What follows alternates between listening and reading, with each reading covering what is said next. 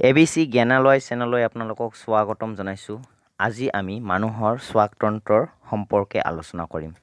আমাৰ মানুহৰ শ্বাসতন্ত্ৰটো সাধাৰণতে মুখগহ্বৰ, ফেৰিংছ, লেৰিংছ, শ্বাসনলী, হাঁওফাঁও, ব্ৰংকাইলছ, মধ্যচ্ছদা, বায়ুমোনা আদিৰে গঠিত।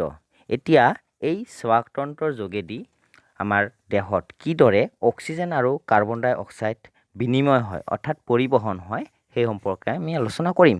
আহক ভিডিঅ'টো আৰম্ভ কৰোঁ।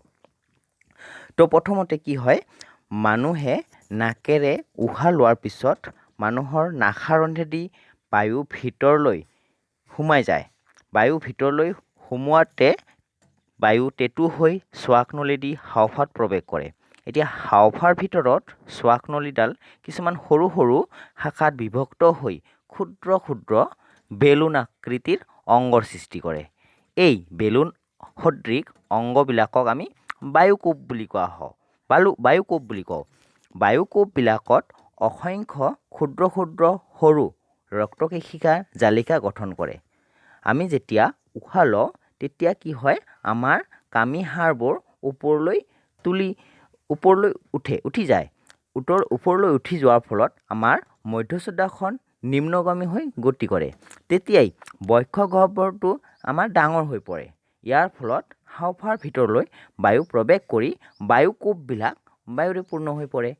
দেহৰ বিভিন্ন অংশৰ পৰা তেজে কঢ়িয়াই অনা কাৰ্বন ডাই অক্সাইড বায়ু কোষবোৰত এৰি দি ইয়াত থকা অক্সিজেন ৰক্তজালিকাই শোষণ কৰি লয় আৰু পিছত দেহৰ বিভিন্ন কোষত বিতৰণ কৰি দিয়ে।